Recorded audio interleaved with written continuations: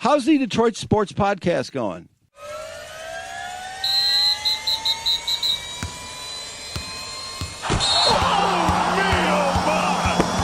This is the Detroit Sports Podcast Network.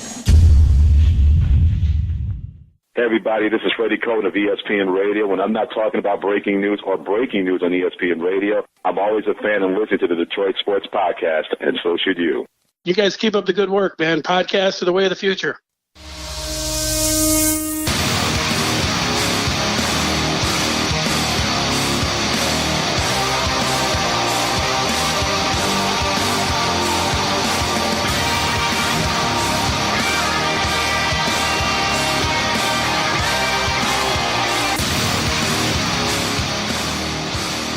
All right, cuz, let's get into this. I am the Doc, John McEnroe. Joining me, my cousin, Adam, the Jock Strozinski. What's up, cuz? Lots to get to on this edition of the Doc and Jock podcast.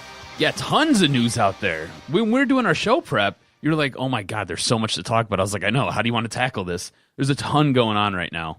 Biggest news, one of the biggest stories nationally is Urban Meyer decided all these health issues that are plaguing me, I got to step out. He's going to coach one more game, the Rose Bowl, and then he's out. And Michigan fans should rejoice. They should be very happy in that there's now an opportunity to reclaim finally your spot. But I think, you know what, sometimes when you wish for something, sometimes there's an issue at hand. In that, next year, Michigan, Ohio State, in the big house.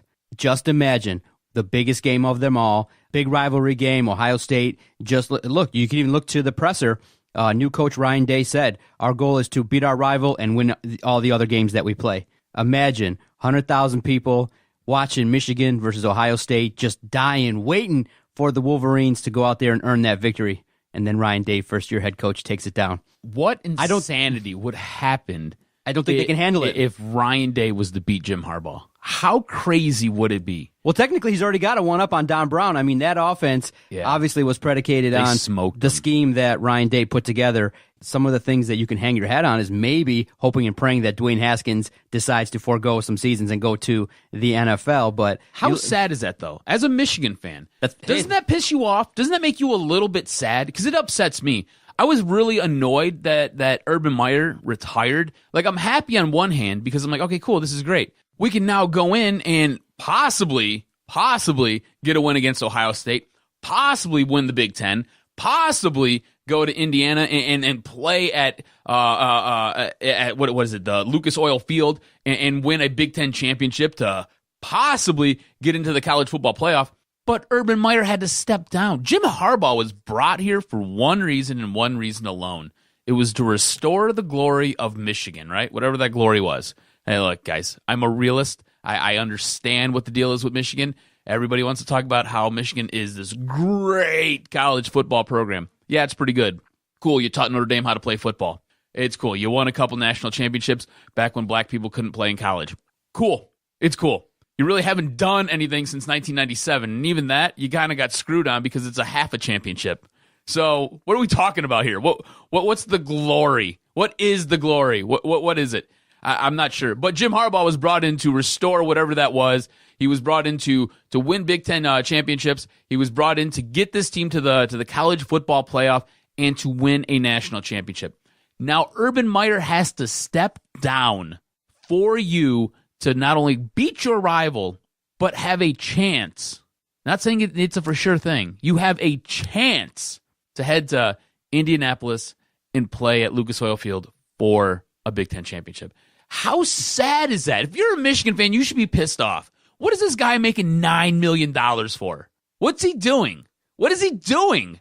It doesn't make any sense to me. If Ryan Day comes in and in year one is able to unseat Jim Harbaugh, if you're a Michigan fan, you should be in Ann Arbor the following Sunday, like the very next day, with your pitchforks, with your torches, ready to burn the big house down. Because if Jim Harbaugh can't get a win over Urban Meyer's successor, his underman, his underling, if you can't get a win over this guy, I beat the fuck out of you. That's what should happen. That's what should happen. Because it will be sad. If you're a Michigan fan it will be sad, and you should be pissed off, and you should be asking the question, why is this guy here? What has he done? Because Jim Harbaugh really hasn't done anything, guys. It's cool because we talk about how Michigan's like a national brand now, and it's a national product, and it's up there with the likes of Alabama. No, you're not. You're up there with the likes of Ohio State. No, you're not. You're up there with the likes of Clemson. No, you're not. You're up there with the likes of Notre Dame. No, you're not. You're up there with the likes of, boy, you can throw Oklahoma in there. No, you're not. You're not there. You're not there. You haven't won the Big Ten yet. So how can you be there? You're not there yet. Jim Harbaugh has third and fourth place finishes in the Big Ten. This year was different. He had second place. So improvement? I mean, I would sure as hell hope so. It's year 4 under this guy. So I would sure as hell hope so.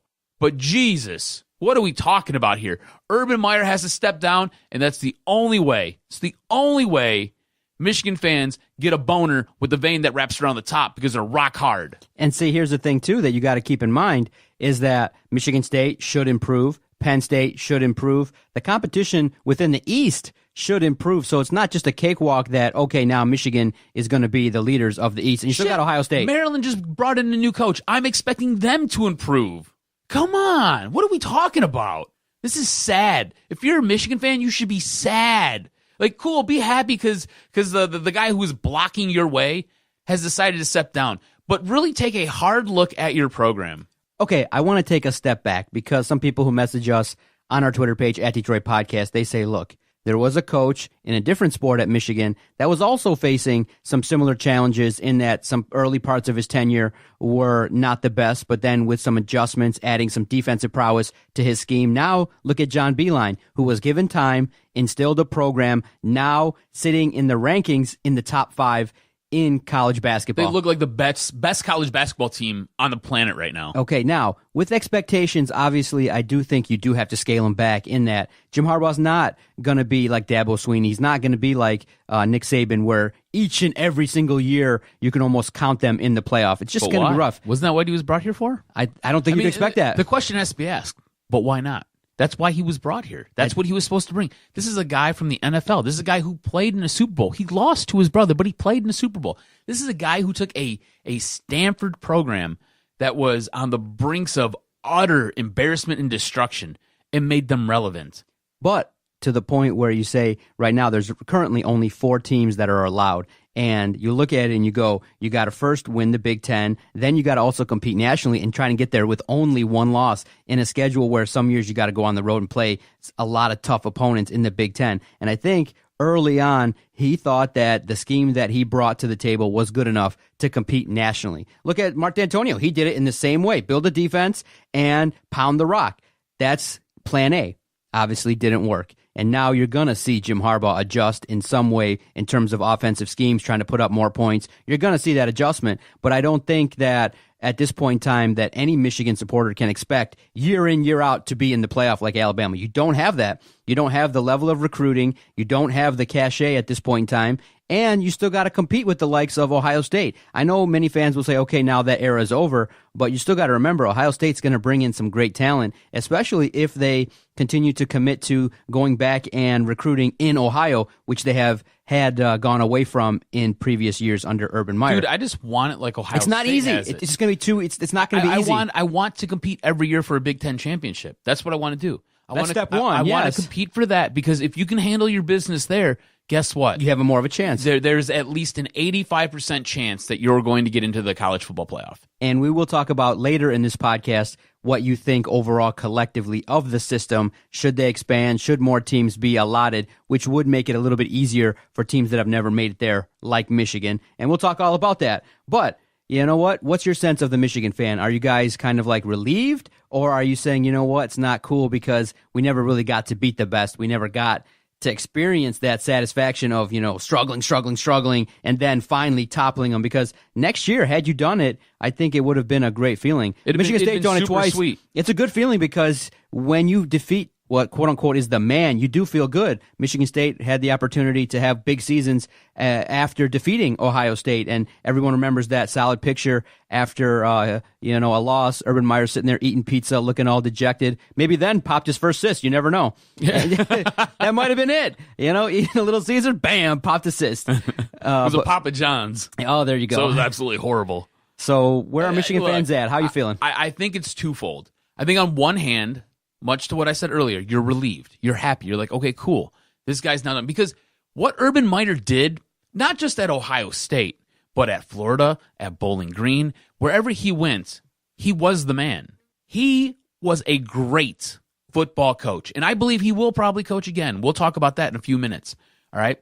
But this guy was absolutely amazing. When he came to the Big Ten, he set the entire Big Ten on fire.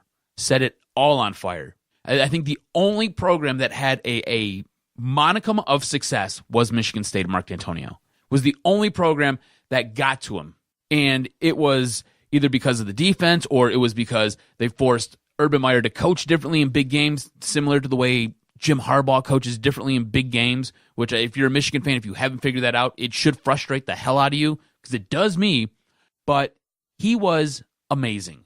And now he's no longer there. He is no longer your roadblock. Now, Ryan Day looks like he's a very good coach. Very good coach. You have to remember, he stepped in when all the stuff was going on with Zach Smith and was able to handle this team and get them big wins. Nothing seemed to fall apart. Urban Meyer came back and things seemed a little bit weird. It didn't seem like the mix was right, at least to me. And I'm not in the room. I'm on the outside looking in. It just didn't seem like either the guys played up for Urban Meyer or it just seemed like something was amiss. But when Ryan Day was there, it seemed like everything was just kind of rocking and rolling. I think at one point I made the argument on this very podcast that maybe Urban Meyer should be fired and Ryan Day just step in because they were doing so well. They look like a well-oiled machine. Urban Meyer comes in and then things kind of, they don't really screech to a halt, but it gets a little bit rocky, gets a little bit weird. Anyways, good enough to get to the Big Ten championship game and good enough to win the Big Ten championship game and in the process embarrass the shit out of Michigan. So good on Urban Meyer and good on Ohio State. You're a Michigan fan, you're happy because now he's gone. That guy's gone. But you're looking in your rearview mirror and you're like, oh shit, Ryan Day's there. Like, what does this mean? Nobody really knows. It's kind of a wild card. It's going to take a little bit to figure it out. I think he's going to be a very good head coach. I think he's going to be an exceptional head coach. I think he does a very good job there, especially with that offense. Remember, that offense is what killed you in the Ohio State game because he ran a train on what was supposed to be your calling card, your defense. Your defense going in at half was supposed to come out and make big adjustments. No adjustments were made, and Ryan Day continued to drill you in the butt. So good luck with all that. Now, on the other hand, if you're a prideful Michigan fan, which I am, I'm upset. We never got to beat this guy. I feel like Jim Harbaugh right now looks like John Cooper. Let that sink in, guys. Let that sink in. What was John Cooper? John Cooper was almost a guaranteed victory if you were a Michigan fan. You're like, oh, cool, it's John Cooper. It's Ohio State. We got this all day long. John Cooper gets blown out. Jim Tressel comes in. Your fortune changes. Almost instantly, year two. Yes. I feel like at this point, if you're a prideful Michigan fan, looking at what has happened with the landscape in the Big Ten, you should be embarrassed. You should be upset. You never got to take down the king. You never got to take down the guy who has made your life miserable. You were never able to beat, arguably, one of the best college football coaches of all time. You did beat him with Lloyd Carr and Rich Rodriguez when he was in Florida, but not when he was at your rival. Not when he was at Ohio State. Not when he was repeatedly crushing you, coming in and stealing guys that you wanted, like Mike Weber. Coming in and taking what you wanted and what you held dear. You were never able to beat that guy. And he gets to ride out into the sunset playing at the Rose Bowl, which if we were to talk about, if you had your choice of playing in the college football playoff, if you couldn't play there, where would you want to go as a Michigan fan? Because I myself, I was like, all right, cool, they're going to go play in the Rose Bowl. That's what I thought. That's how I thought it was going to play out and how it was going to lay out. So where are you guys at now? The Peach Bowl? The Peach Bowl. What Where's the hell Florida? is the Peach Bowl? Yeah, got to play Florida. Great. It's going to be awesome. What the hell is the Peach Bowl? Anybody know? Somebody explain it to me. Peaches for me, peaches for you. Whole can of peaches. I just, whatever. I don't get it. It's not even New Year. Honestly, it's not even a New Year's Day bowl. Like, It's shitty, man. It is really shitty. And it's all because of this one guy. And when we go to talk about the college football playoff and the kind of the landscape, I'm going to double back to this because I think there's something interesting here that Urban Meyer might have been able to help Ohio State out. So you're going to want to stay tuned for that. Now, we want to talk about it because obviously Urban Meyer is really an interesting cat to talk about in that he's kind of done the same thing at a couple different programs. In the way he left Florida, amid some scandal, now leaving Ohio State with quote-unquote severe health problems. And so he addressed the media on Tuesday after it was announced that, earlier this week on Monday that he was going to step down. He addressed the media, and obviously he was asked, are you going to coach again? And he kind of hemmed and hawed and kind of left the door open. So obviously speculation is going to run rampant. He could end up at Notre Dame, could end up at USC, maybe real outside chance he goes to the NFL with a couple openings there. But I fully expect that a guy like Urban Meyer is going to coach somewhere else, and he's going to do the same thing. Now, when you look does he take some time off, though? Of course, I think because a year or two. I see what happens now is he's going to transition into a broadcaster role again. This time it'll be with Fox because he's already done his thing at ESPN. So I think now he goes to Fox. They bring him in. They give him a fat paycheck because remember, the Big Ten and Fox have a relationship.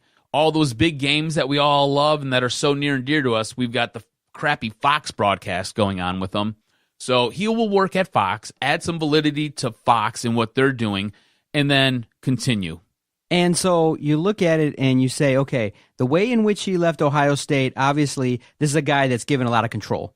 And when you give somebody that much control of a program, an institution, sometimes you bring a little bit of negative light in the actions that you take and how you conduct your business when some members of your staff are acting a certain way that really would bring, negative light to the university. And so what you did report, what you didn't report, what the level of honesty that you bring to the table. But in the end, you look at it and you say, why is this guy enabled to do these things? Because he's a great football coach. Because he wins. He's a winner and just doesn't win. Look, Michigan wins. But what are we sitting here talking today about? Critiques because you're not winning at the highest level. Urban Meyer wins at the highest level. Wherever he has gone, he has, since he left Utah, taken Florida, national title 2 times. Ohio State won the national title once, got them to the playoff. Obviously, when you go up against Clemson and things like that, it's going to be a little bit tough, and the Big Ten hasn't represented very well in the national spotlight. But a guy like that is going to be given another opportunity. And so, obviously, I lit it up a little bit on Twitter at Detroit Podcast because, when you're a ray of sunshine in a gloomy sports world, you got to bring topics. You got to bring stuff that people are going to even call you crazy about. And I have no problem about it. Look, I have a wife who's Polish. I have friends. I have Adam. I have the guys here on the podcast. You think calling me out on Twitter is somehow worse than what Adam has ever told me or what Vito tells me week in and week out or what the guys I watch sports with tell me? Okay, let me just give you a little hint here. I go and when I sit down, it's like, I'm an easy target. People are just like, all right, so trust me. You guys should show up for a family Christmas. Yeah. So trust me. You know what? If you are like the piñata. Yeah, if you feel like tweeting me that I'm stupid. And we're not even Mexican. Yeah. If you feel like tweeting me that, how bored am I or things like that. No. The theory of the podcast, again, and the Twitter page is if it's in our brain, we're going to shoot it out into the microphone, out into the universe. And so it's a serious question because when you see a guy who is the best, and so some of you are moral people and you're like, look, keep that toxic shit away from me and my program and my university. Me, on the other hand, I waffle and I'm not concretely firm in my decision on this. But if Michigan State blew out Mark D'Antonio and the name that showed up was in the headlines, Michigan State hires Urban Meyer, not going to lie, I'm dancing. I'm happy. Oh, yeah. I'm thrilled. And I think Michigan should probably consider the same thing. Look, go down the road of the devil and say, look, you know what? He will build you a football team. And look, you give him 6 years, you might get a national title. You might get another coach that can instill something in there. Look, you can't be scared of, improprieties when you're looking at building a football team. Unfortunately, sports and big-time sports is a little bit of toxicity. It's everywhere. You don't think that, somewhere in Middle Tennessee State, there's somebody dropping a 20 to a kid and maybe saying, hey, okay, it's not the coach, but the coach's brother. Come on, there's some improprieties. It's there. And so some people will say you never sell your soul for victories. But I'm saying, look, it's football. It's about wins. And if you got a guy that maybe in his older age could come in and even be a cleaner guy, you know what? The level of things that he did was not reporting. And yes, it's bad, but it's not as bad as some of the stuff that he did in Florida. So if I look at it and I say Michigan State can go hire Urban Meyer, go and do it. It's a good coach. I'll tell you this much. When he was available, before he signed with Ohio State, and I believe Michigan was looking for a head coach. I don't know if it might have been right after Rich Rodriguez. Maybe it had to have been before Brady Hoke. I wanted them to go get Urban Meyer. I wanted Urban Meyer here. Urban Meyer was on record of saying the two places I want to coach at are Michigan and Ohio State. Those were the two places he wanted to go and coach. I wanted Michigan to lob something at him like, hey, come here. Never happened. And I get what comes with Urban Meyer. I think everybody gets what comes with him. And if you don't, you've got your head buried in the sand.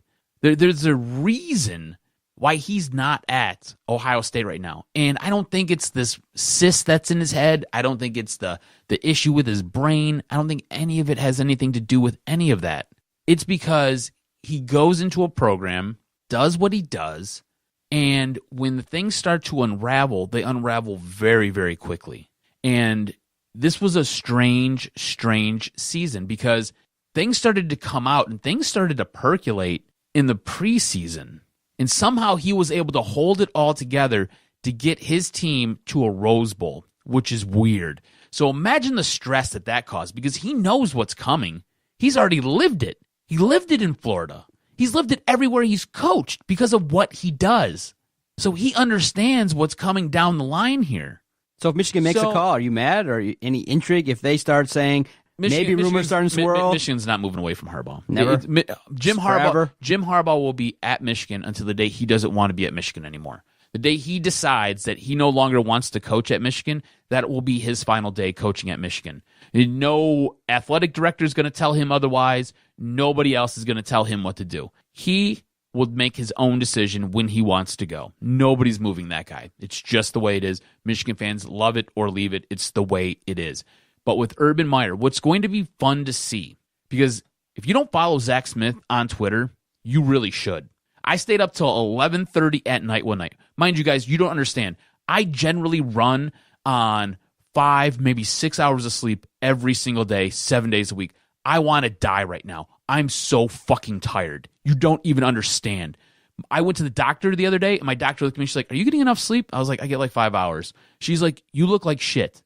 Like, you need to get more sleep. Like, at least 6, maybe 7. And I was like, yeah, I know. I don't know how I'm going to fit that in. I stayed up late as hell reading through this dude's Twitter. Just the crazy shit he was posting. He was going hard at Tom Herman. By the way, his wife is smoking hot, and she obviously doesn't give a fuck, which is great. Because she knows what that dude's out there doing, and she's a dime piece.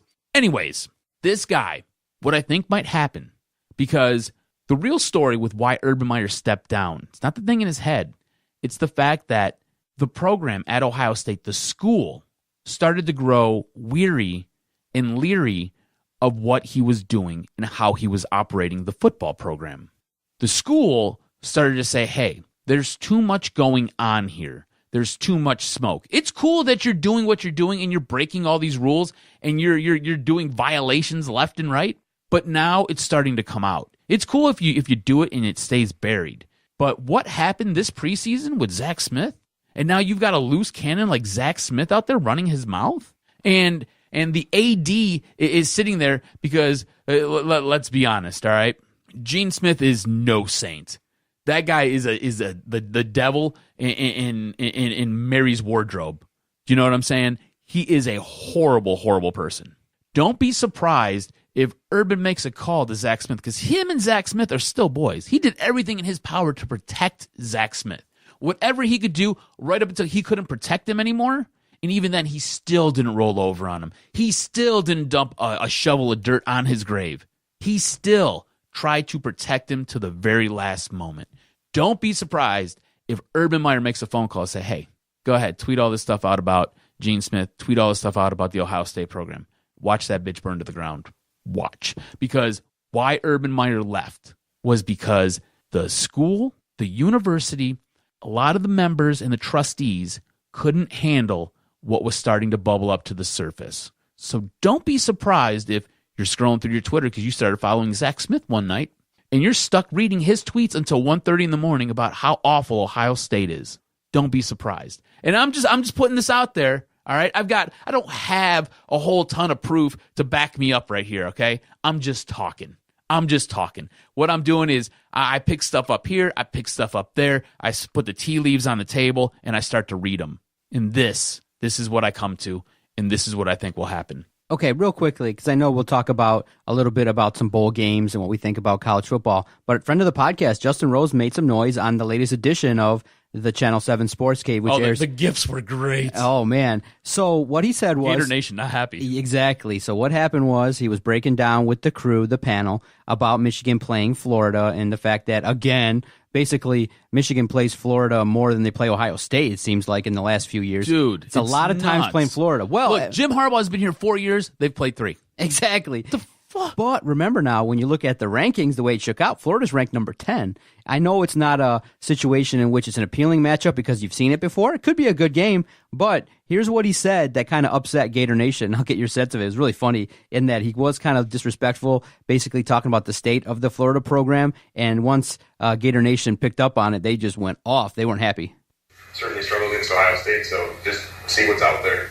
I just have to wonder what Michigan fan is thinking right now, because this is, to me, lacks all of the suspense and sizzle in the world. The season that was pent up to be this statement year for Jim Harbaugh in year 4, and you get Florida?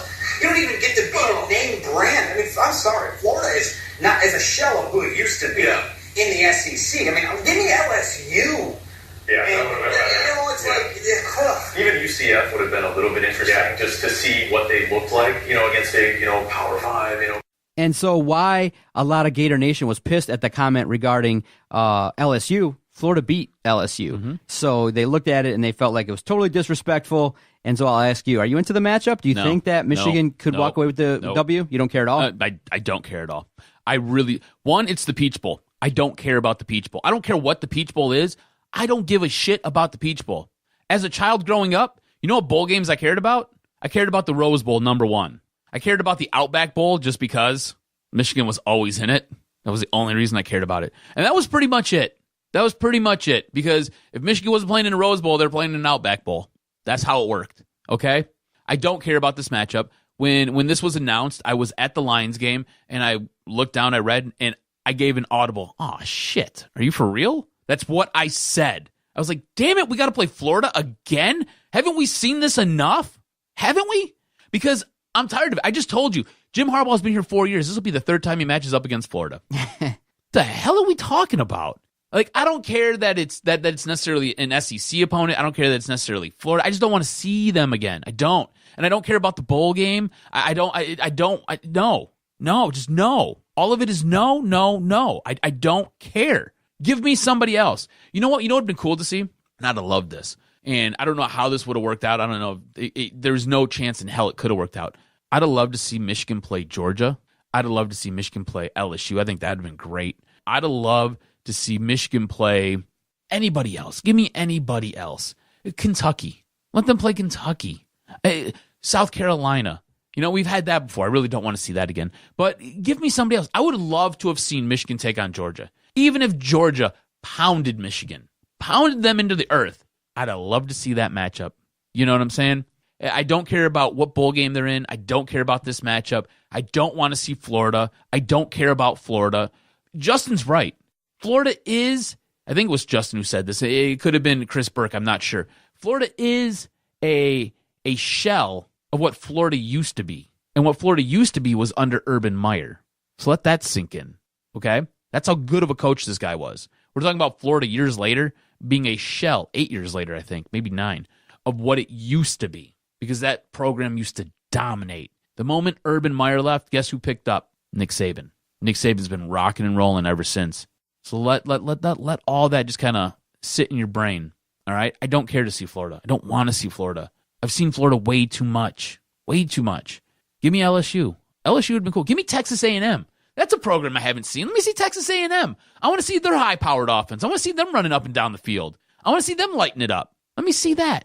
I don't want to see Florida. I don't care about this bowl game. Are you invested in this bowl game? I know you don't care about Michigan, but you like good football. You're a sports fan. You watch everything. You watch, honestly, the only two guys who I know would watch two pigeons fight over a Cheeto are you and I. We could go to Belle Isle, throw some Cheetos out, and just watch the pigeons fight all day long. Are you going to watch this game? Are you invested in this at all? Is there anything that makes you want to watch this besides maybe Michigan losing? The hope that Michigan loses, and I do want to see what Chris Evans looks like. I want to see if in a month of practice, does Michigan give any sign that they're going to light it up offensively? Do they make a couple changes here and there, throw it a little bit deep, air it out, at least put on an entertaining game? If it's more of the same run, I'll probably give it a half. If it's run, pass, Shea Patterson, conservative, I'm like, oh, screw this. I want to be entertained in the bowl season outside of the playoff. Does Shea Patterson come back? He should. He should. Right? I think he has a chance to raise his stock pretty well. This is what sucks, right? I think this offense for Michigan looks way more dynamic when McCaffrey's in there. I think he does different things that they don't allow Shea Patterson to do. And I think the offense is much more dangerous when McCaffrey is playing under center, or at least in the shotgun. And I'm not sure if it's just the coaches don't trust Patterson's certain skill set to be able to put those dynamic plays in there, or maybe it's just Shea Patterson isn't as quick or elusive as McCaffrey. I'm not sure. I haven't figured it out because I don't have enough footage on McCaffrey. You know, you've seen McCaffrey in spots. He might get 5 or 6 snaps in a game, and then next thing you know, his collarbone exploded on him. So I'm not sure, but what I do know is when he has been in, I felt totally comfortable when he was the quarterback, and I felt like this offense could explode at any point, could really light it up. And it could just be the play call. It could just be the offense that they're calling and that they're running with him. And it could be a million things. I don't know. I'm not sure. If you're a Michigan fan, you're kind of in a weird spot because I think a lot of you guys feel the same way I feel about McCaffrey and how explosive this offense could be with him. But Patterson's a really good quarterback. So what do you do here? You know, it's almost like Tom Brady, Drew Henson, but not. Does that make sense? Like, Drew Henson was a good quarterback, but Tom Brady was better. Shea Patterson's a good quarterback. Is McCaffrey better? I don't know. It seems like he might be. And what are we going to do about this offense? Because now Jim McElwain's gone with his love of sharks and his humping of sharks. He's now at Central, doing whatever he does at Central with sharks. What happens now? Is this all Pep Hamilton? I was really hoping Pep Hamilton would go to Maryland. Right. I really wanted him to go to Maryland. And I wanted to get an offensive coordinator in here who knew what the hell he was doing and could light it up. Do we get more of Pep Hamilton doing whatever Pep Hamilton does? If so, punch me in the dick now. Because 2019 is going to be a constant dick punch for all Michigan fans when it comes to this offense. Because he doesn't seem like he wants to light it up. And I don't think Jim Harbaugh is going to name him the offensive coordinator. I don't see that happening, which is really, really frustrating because at some point, you don't need 8 different people calling offensive plays into the head coach who's then making a final decision. Jim, you've got more important things to do, other things to worry about. If something's going sideways with your defense, you need to go address it with Don Brown. If your tight end isn't catching the football, Gentry, you need to pull him off to the side and talk to him and say, bro, get your head out of your ass. Catch the damn football. Let's score some touchdowns here. We got to get back in this game because Ohio State is pile driving us. What are you doing? If Chris Evans is fumbling a football, you need to grab him and say, go get some stickum on those fingers, bro, because you need to hold on to that ball. If your offensive line is getting housed, you need to pull your offensive line off to the side while the defense is on the field because you just went 3 and out and your quarterback got sacked twice. You need to pull them off to the side and say, what are we doing, guys? What are you seeing out there? How can we make the proper adjustments? What do we have to do? I know you have line coaches. I know you have other coaches who do things. And I know the offensive coordinator's involved in a lot of the stuff with the offense. At a certain point, though, your head coach has to oversee all of it. Not parts of it, all of it. He is the one voice that will cut through all the noise because he's the head coach. That's why he's there, okay? So it behooves him to name an offensive coordinator who can run the plays, who can call the offense. And if he wants to veto a play, fine. That's your decision. But you don't need to take that responsibility on, not when you've got 100 other things to do. This is a high-profile job with a high-powered offense and defense. Let your coaches do their job. Put them in a position to help you succeed. You don't need to micromanage them. You don't need to hurt yourself. Okay, let's check into the voicemail. You can call the voicemail 24 hours a day, 7 days a week, and let's check into it, see what's going on this week. I really want to thank you for letting me get all this off my chest. No worries. I just bitched for, 40 minutes? Thanks. Appreciate you. Go Blue, bitch. Hey guys, it's Buddy in Florida. Finally, just took a little while after that thrashing that we got in Columbus to chill out for a little while. I wasn't even going to listen last week, but I figured just listen, get it over with, and let's move on. And you guys did a hell of a job, Adam. All of your anger conveyed everything that I was thinking and feeling. And John, to give you total 100% props, I thought you covered everything pretty good. Of course, you got your shots in, much deserved. But I think you had a lot of really good questions, fair questions about the future of Michigan, which at this point, who the fuck knows? I'm tired of hearing about recruiting. But little did I know that coming onto your show and just telling a couple stories, having me on, which was freaking a privilege and loved it. Apparently, a couple of people listened, sent me a few cool messages, love the stories. But then I listened last week, and this Waterworld Willie or whatever the fuck his name is comes on and really starts to go at me for my loyalty to Michigan because I changed a profile picture to the Red Wings. It's a different league. It's a pro league, different team, different everything altogether. That's like sports fan 101 shit, right? It's like first day you learn that. His voicemail, the more I listened to it, was kind of funny. It was more like that fat guy with a sword in Indiana Jones, Raiders of the Lost Ark, and allow me to just be like Indiana Jones and put a fucking bullet in his whole loyalty theory. I've rolled with Michigan since I was 9 years old, 10 years old. Have never jumped to another team. It's not like I changed my profile pic to Alabama or some bullshit like that. I've seen Michigan play in 5 different stadiums from Pasadena, Tampa, East Lansing, Ann Arbor, Orlando. Nothing wrong with that. Michigan, they've got work to do. 0 excuses. Nothing that can be said about that loss that's going to justify anything. Shit will be changed. Stuff will happen. We'll be just fine. 10 wins, 2 losses to 2 top 10 teams. Suck it. Michigan's in a better place. And when Michigan's losses make Michigan State's wins or season a win, that's pretty sad. So lastly, Willie, who's your team? You don't even rep a team. But I'm glad you took time to take Urban Meyer's dick out of your mouth to, call in. In fact, is that why Urban was grabbing his nuts so much? Because you gave him some sort of infection? But that's pretty much all I got. Go Blue. That's my team always, and so are the Wings. And looking forward to talking to you guys again next week. Later, boys. Go Blue, bitch. Caller on caller action. That's what the voicemail can bring to the table. I love caller on caller violence. It's great. Caller on caller action. Putty was not happy with, I think it was Westside Wally or something like that. Called in talking about changing the avatar. And, Wally, you're up next. Yeah. Oh, that's a call to arms, homie. Oh, man. All right, let's take our time out. We'll come back. Talk about kind of like an around the horn, open forum kind of way situation. Talk about some sports. Open forum. Stay with us. You're listening to Doc and Jock on the Detroit Sports Podcast Network. Adam, I want to thank one of our great sponsors, the Motor City Pawn Brokers. The Motor City Pawn Brokers are the one-stop pawn shop when you're in need of short-term cash or are looking for quality brand name, new, and pre-owned merchandise. With locations in Detroit, Ferndale, Roseville, and Warren, their mission is to deliver exceptional value. Go check out MotorCityPawnBrokers.com. Because if you're looking to start a brand new podcast, everyone here at the network, we're going to recommend you go check out Podomatic.com. Podomatic provides you the platform to upload audio super quick so that all of our supporters can find and listen to the great podcast, download great voicemails, and enjoy great interviews and things like that. So if you're looking to start a brand new project and you want to reach the level of success as all the hosts here on the network, we're going to recommend one host site and one host site alone, Podomatic.com.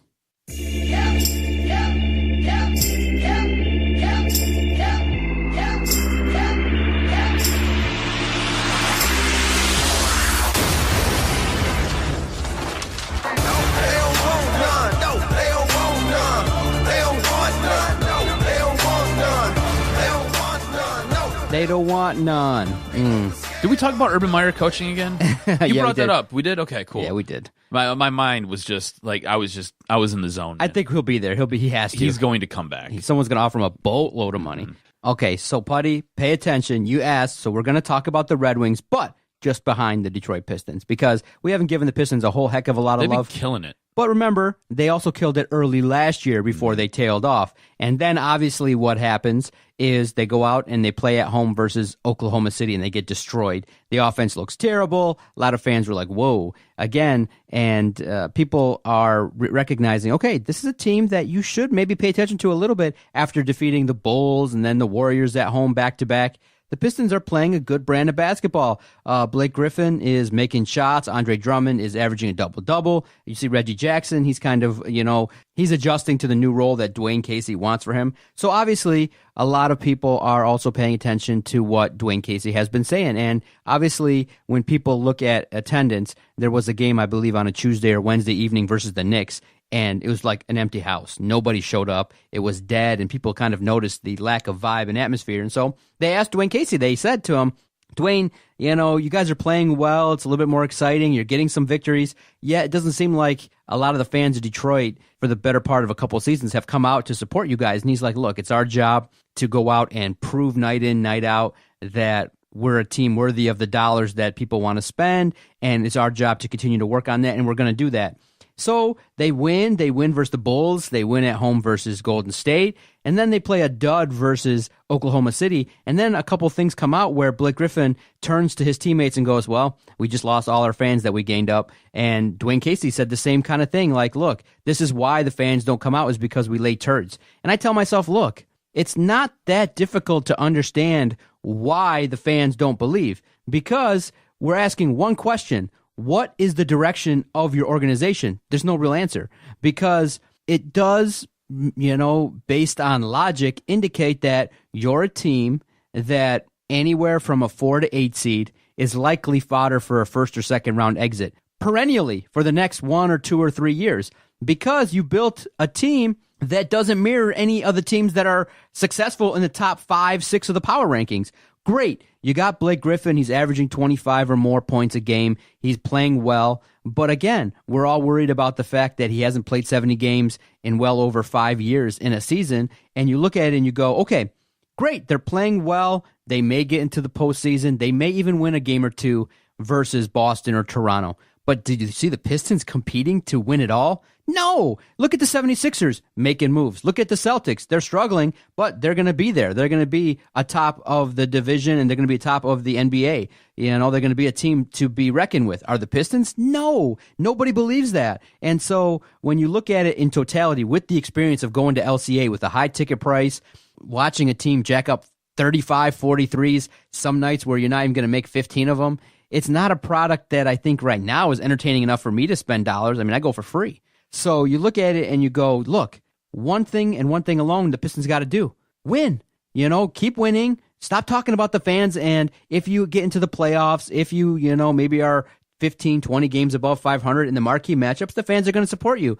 Look, stop talking about the fans and crying and whining about it. I just felt like that kind of talk is really silly, especially when you should know that nobody believes you're going to win the title at all. So while this bothers you, I find this quite refreshing. I find this very refreshing. Yes. Why? Because you have a head coach and you have guys on this team that understand the uphill climb that they have to go, right? They get that they have to win, and they have to win consistently. They have to put on a show night in and night out. You don't have to win every game. Nobody expects this team to win 82 games, right? Nobody expects this team to win 70 games. Nobody expects this team to win 60. None of us expect them to even win 50, I think, okay? We do expect them to maybe hover around 45. We expect them to be competitive nightly. So when you go out and you have a game against Oklahoma City and you struggle in just about every aspect of that basketball game, yeah, people aren't going to take you serious, especially when you come off of a game where, yeah, you beat Golden State. And yeah, I think they won, 5 out of 7 or 5 out of 6 games straight. You get it, right? This organization understands where they rank and where they are. And I think Dwayne Casey has a really good pulse of not just his team, but of this fan base, which is important because you've had coaches come in here and they're like, I don't understand what we've got to do to get fans in the stands. I mean, we're out here trying hard. Cool, but you're not winning. And the way this team is constructed, the way this team's put together, it's piss poor. We both agree it's piss poor. They are in a position right now where I think they're fourth. I think they're fourth in the East. They will either finish 4th, 5th, maybe 6th if things don't necessarily go according to plan, right? Hopefully Blake Griffin stays healthy. But this team is that guy away that injury for Blake Griffin away from going from 4th in the East to being 9th or 10th or 11th in the East. So you have no room for error here. There's no margin for error because this team is put together so poorly, and they're so cap strapped because you have a guy like Andre Drummond, you have a guy like Blake Griffin, you have a guy like Reggie Jackson that you can't even go out at the trade deadline. A team like Detroit at the trade deadline, you would start eyeing guys that you need to add. There's a guy like Kemba Walker. Go out there, add that guy. Imagine what Kemba Walker would do to this team. But guess what? You can't add him because you don't have the money. You can't even trade away your first-round draft pick if you wanted to get him because you traded away last year to get Blake Griffin. And that's another problem. You don't have any draft picks. You've got nothing. So the way this team is put together, there is little to no room for error. You have to win. You have to stay healthy. And like you said, there's a good possibility if they do get out of the first round, what does that mean for the second round? I mean, does this team go head-to-head and make it really, really difficult for a team like Boston? Now, Boston can't really figure its way out right now. Can it make it things different for a team like Minnesota with the Greek Freak? I mean, Greek Freak is probably arguably the best player in the NBA right now, or at least he's a top 5. I mean, he's sensational. He's so much fun to watch. And I mean, everything has kind of changed because LeBron left the East, and it opened up a bunch of doors for people. And Dwayne Casey has come in, and he has put a very good offensive system in that is working. But these guys have to make their shots, and they have to show up every night. They can't take a night off. Yes or no, do the fans come back in droves to support the Pistons and allow them to feel better about what's going on down This there year? at LCA this year? No, not this year. Okay. Not this year. It's going to be a long-term thing. You've got to be able to do this for at least this year and then into half of next year, and that's when I think you start to see the climb of the attendance, and that's when the fans really get on board. Now, switching gears, talking about the Red Wings. All right, Putty? We're going to give the Red Wings some time. I did get a chance to watch the Red Wings and the Lightning. Great game. Good game. Franz Nielsen with a hat trick, and they did end up losing, though, unfortunately, in a shootout. Tampa Bay always looks good and solid. It's a great matchup. Always enjoy when the Red Wings play Tampa Bay. And obviously, some talk about Steve Yzerman's always good on the telecast as well. But unfortunately, Anthony Mantha, some news about him. He's going to be out 4 to 6 weeks with a hand injury. The Wings have been playing a decent brand of hockey. At one point, they're the top 5 team in the league in the last 16 games in terms of earning points. So they've turned it around. They're playing a better brand of hockey, getting decent goaltending with Bernier and Jimmy Howard. They're scoring on the power play, limiting the opponent in their zone. So they're playing a lot better brand of hockey. And so what's been your take so far, early part of the season? Are you upset that they're winning? Because obviously, the more they win, the less likely they're going to get Jack Hughes, an NHL caliber player, and arguably a great superstar up and coming. It's really weird if you're a Red Wing fan right now because what they've showed you on the ice is that they can play and they can hang. And it's good. It looks good for the future. But right now, you totally want them to lose because you want as many ping pong balls as you can get so you can get into the Lose for Hughes sweepstakes. And Jack Hughes would make a world of difference on this team. There is not one superstar on this team right now. Not one. I don't care how you feel about Dylan Larkin. I don't care how you feel about Anthony Mantha. I don't care. Philippe Zadina is not up here. And I don't know if he's coming up here anytime soon. I would assume, but I don't know. There is not one guy out here on this team right now where you point to them and you're like, that guy's a superstar. That guy's a game changer. We need a goal with 2 minutes left. You want him out there double shifting and you want the puck on his stick. There's not one guy like that. Jack Hughes is that guy. Jack Hughes can be that game changer for you. And that's where it gets a little bit frustrating because you can have a superstar who can totally change the fortune of your franchise. Look at what happened with Sidney Crosby. Sidney Crosby goes to Pittsburgh. Next thing you know, he changes the entire fortune of that franchise. Changed it almost overnight. Took a little bit for them to get a Stanley Cup, but he changed the outlook and he changed how that team was constructed and built. And yeah, it's cool that they've got Evgeny Malkin, the year prior, and he turned out to be an incredible player. But Sidney Crosby was the reason Pittsburgh became what Pittsburgh was. So you can get a generational talent, and it can make a world of difference. Connor McDavid, you can say what you want to say about the Edmonton Oilers, and the Edmonton Oilers have done a really, really poor job drafting high and they've done a really, really poor job of putting a team around Connor McDavid.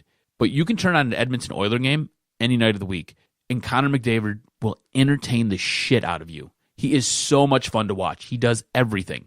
You get a guy like Jack Hughes, and you pair it with this roster. I mean, you see what this roster is doing right now.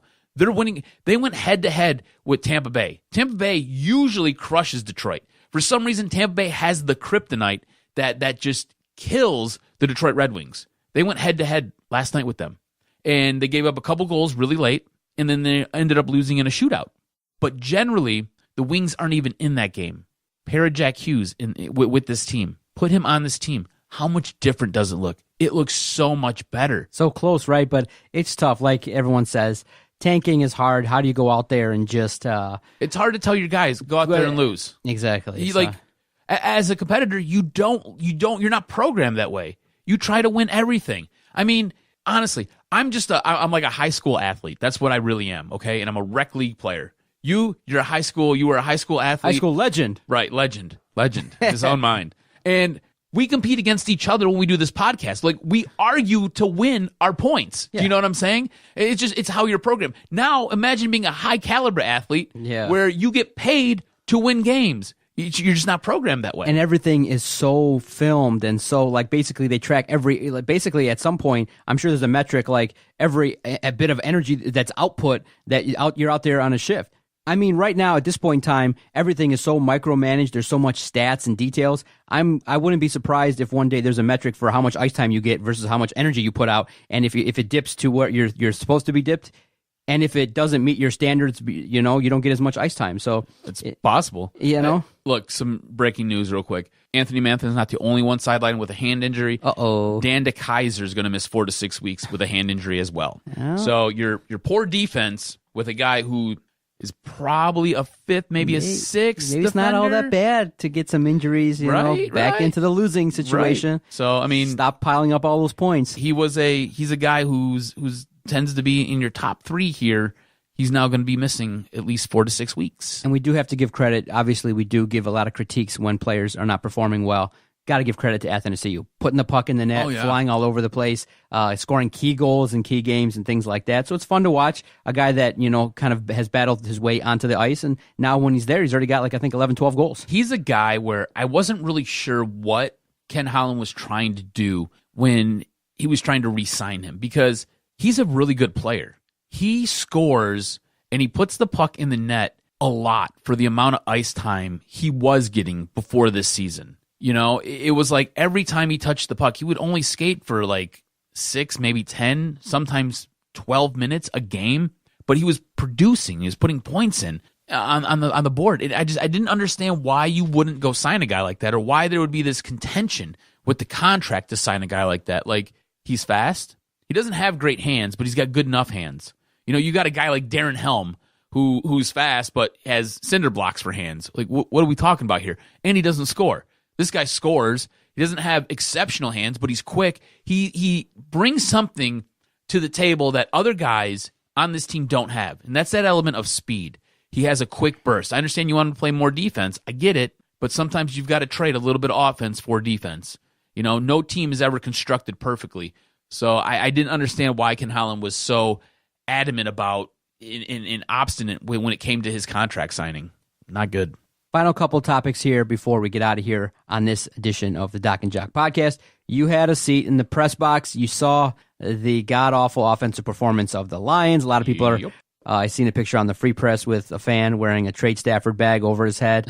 The Lions defense did the job. Stafford's not getting traded. It's not happening. It's not happening. Too much dead cap money. This year, one more year. Maybe. We're close. I do think that, next year, if you're not a Stafford person, I think you got to hope for the Lions to get to the postseason, and then the Lions play a team like the Saints and having Stafford being forced to throw the ball. And when he comes up short in the fourth quarter, you got to have an epic letdown.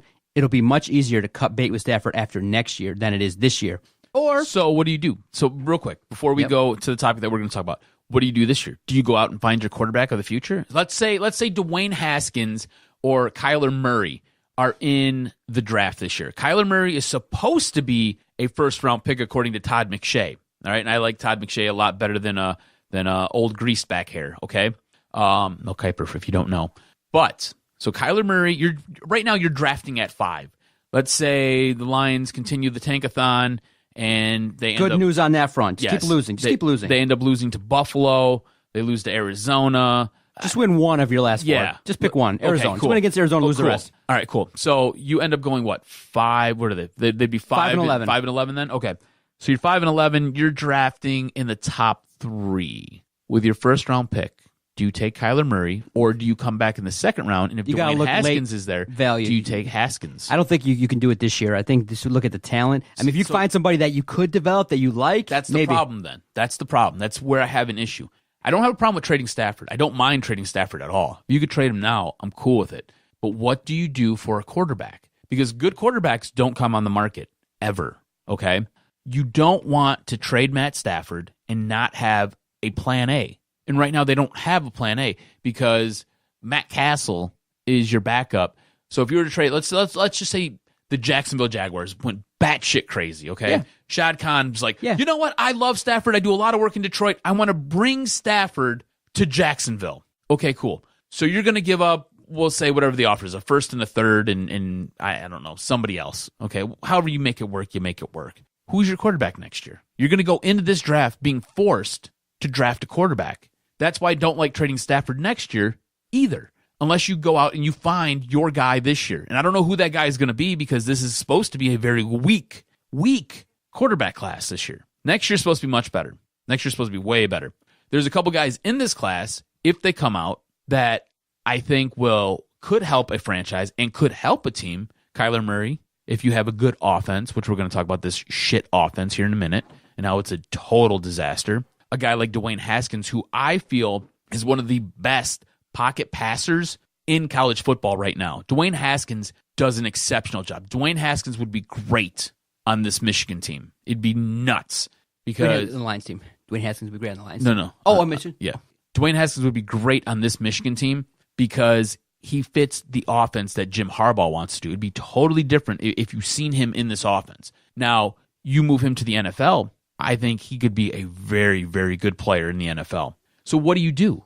Because I don't like trading Stafford without having a quarterback. What are you going to do next year? You can't just trade him. You have to have a plan A. Hey, you can have a plan B or C. There's a name like Teddy Bridgewater, a guy that's just sitting, as a backup, and just bring him in for a year, stopgap, let him learn from an established veteran. You can go out and get Mullins. If San Francisco wants to part ways with him, a veteran that you think can just run an offense conservatively next year while you're building a defense. Remember, you're building a defense. I mean, if you look at it and you think that the Lions are going to spend 5 picks out of the next 9 that they get next year on offense, you're mistaken. They're going to continue to build that defense. Well, they have to. The defense is horrible. But this is the problem with the Lions, though. They do everything ass backwards. Like everything ass backwards. So the league right now is very offensive. You've got teams like the Rams, the Chiefs, the New Orleans Saints. You have teams lighting it up every single week, and they all have these great offensive minds as head coaches. I mean, shit, the Saints were ahead of the curve. You know, they went out and got Sean Payton years ago and won a championship by doing it on the arm of Drew Brees, covering up for their defense. And this year, that might be the number 1 team in the NFL right now because that defense is getting better. Don't sleep on that New Orleans defense. That offense is crazy. I know they struggled against Dallas this past week, but don't sleep on New Orleans, all right? The Detroit Lions, however, went out and got a defensive coordinator. And their defense has been porous. They've invested a lot of picks in their offense. That offensive line is shit. It's going to have to get rebuilt again. This will now be, year 4 of rebuilding this offensive line, and it still isn't sticking? What are we doing here? But this team is going to have to invest heavily this year in their draft, in their defense. What are we talking about here? This is an offensive league now. I get it, you want to run a little bit counter, and you want to have a good defense, but what are we talking about here? Why don't we have an offensive coordinator, like an offensive genius? That next guy. We got a defensive genius. So-called rocket scientists. Can't get 11 guys on the field, though. Oh, I thought we had that with the last coach. He couldn't count to 11 either. What are we talking about here? It's like a vicious circle, man. Let me ask you this. You've seen how the fans react. You've seen how the offense is porous. Will Matthew Stafford be the quarterback in 2020? Next year, for sure, he will be. So is it 2 years from now? Not next season. Next season, he'll be the quarterback. He'll get another chance, and then... I really feel like you should ask me this next season. I say no. I say no. At this moment right now, it's white hot that the fans hate his guts. Yeah. At this moment right now, I will say no. But that being said, he could come out next year and he could light it up like he did, 2 years ago, where he was leading fourth quarter comebacks and winning games on his back. I mean, you don't want that to happen, but if he did that, there's no way they're trading him, right? Right? I mean, I say right with a question mark. I'm not sure. Yeah, let's move on fast. I'm not sure. The Lions are toxic. It's bad. They're Dude, not the good. offense is so bad. And it's all on Jim Bob Cooter. What thoughts did you have watching that game? I was frustrated. If you go to the WDFN tailgate or the WDFN Twitter account, I sat there and I posted a poll and I asked, going into this game, you knew they were going to have to open up the playbook, right? At least you thought they were. Would you rather them play safe and keep it close, or would you just rather them open up the playbook and throw everything at them and hopefully you hit them in the face with the kitchen sink? I mean, because it was so frustrating watching them. They played so safe, so conservative, and there's no way you're going to beat that team that way. No way. I mean, it's cool that it was 16-13 at one point, but then your quarterback fumbles the ball because, oops, it's just, it was frustrating. It was very frustrating to watch. And then you try these onside kicks that are just ill-timed. Like, I don't have a problem with you being aggressive, but ill-timed, not good. There's no creativity with this offense. I asked the question about the gadget plays, and we ran too. You don't want to be too aggressive. There's got to be a delicate balance. Does there? You have nobody on this offense. Like, your only guy who's decent is Kenny Galladay. You've got Bruce Ellington in here, who is a guy who you picked up off the streets. You're lucky he can kind of play. He's got a half a hamstring, and he's got a bad back. He hurt his back trying to throw a football because you did a double pass, and you could see him get hurt when he threw it. He was like, oh, my back. Goes out, comes back in. I mean, this whole team is basically the walking wounded. I mean, they're like zombies out there right now. It is the Walking Dead. It really, really is. So what are we talking about here? You need more gadget plays because you need to get guys wide open, because if there's somebody covering them, they're not good enough to make those catches. They're not good enough to break those runs and get down the field. What are we talking about? And you have an offensive coordinator who's a total boob. Like, just, he's not creative at all. Especially when the defense gave you a chance. They limited Goff. Defense kept you in it, man. Defense kept you in it. Disappointing all the way around. And it's unfortunate that it shook out this way. And just, similar to Lions' luck, you fire Caldwell, you bring in a defensive guy. Just so happens, an offensive coach who won the Super Bowl comes available that you could have maybe brought in if you fired Caldwell this year, and then you bring in Mike McCarthy and you can roll forward. But we'll talk more about that in future episodes. You know what? The future of the Lions right now, a lot of people are down. They're not happy. It's just kind of a situation where you're limping to the end of the season, and it's just depressing and frustrating to watch. But in the end, when you trade Golden Tate, you pulled the plug on the year. It's already time to start talking about retooling this team. 2019, starting now. That's right. You guys tune into the WDFN tailgate every single Sunday at 10 a.m. on WDFN. You can also check that out on the iHeartRadio app. Just search WDFN. 10 a.m. to 11. We get you pumped up for your Lions. Yes, sir. We keep it really, really real. I mean, I'm going to be honest with you guys. I probably say some things on air that I probably would get in trouble for or should get in trouble for. So just listen and call in, text in. We've got one guy who texts in every single week. He's awesome. Lebanese Beefcake is the man.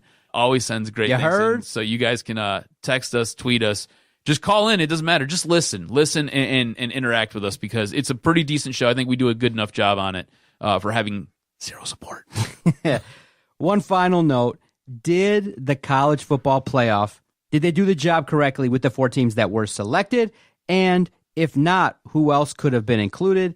And also, a lot of people are talking about expanding it to 8. Me personally, I would go, if you want to increase it to 6, that's it, max. I love it the way it is. The regular season means so much. It was so exciting. I was gripped each and every contest for the teams that were important from week 1. I mean, that Michigan loss to Notre Dame was huge. If you keep expanding it, it's just going to be hard to manage these kids' time. It becomes really watered down. Exactly. So keep it to 6, and I think you're really in a good zone. Right now, I'm happy. I love it. I love the 4 teams that made it. I think that the 2 games that are going to take place, Alabama versus Oklahoma, holy cow, it could break 100 in terms of both teams, 55-50. And then you got Clemson, Notre Dame. Woo! I really hope Notre Dame, like in this whole thing, I'm pulling for Notre Dame. I'm pulling for it. A lot of it is because I've been in South Bend. I've met a lot of cool people. I've been to Notre Dame.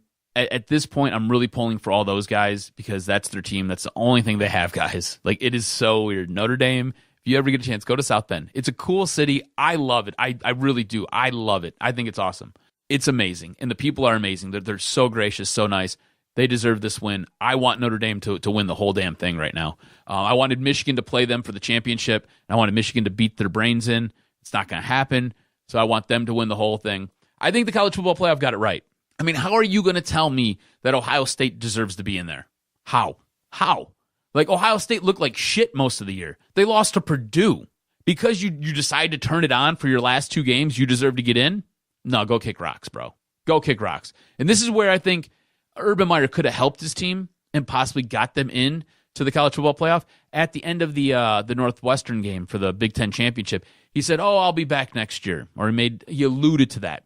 If he'd have said something along the lines of, this might be my last game, I'm not sure, something along those lines, maybe the committee factors that in. Maybe the committee puts them in, because Nick Saban, Urban Meyer, that's a great contest. Just watching those 2 guys, I mean, arguably 2 of the best college football coaches going head-to-head at it. I think Urban could have helped his team out by dropping that, because the college football playoff committee would have been like, I think we've got to do this, especially if old Herbs is going to take off here. We've got to see this at least one more time, you know?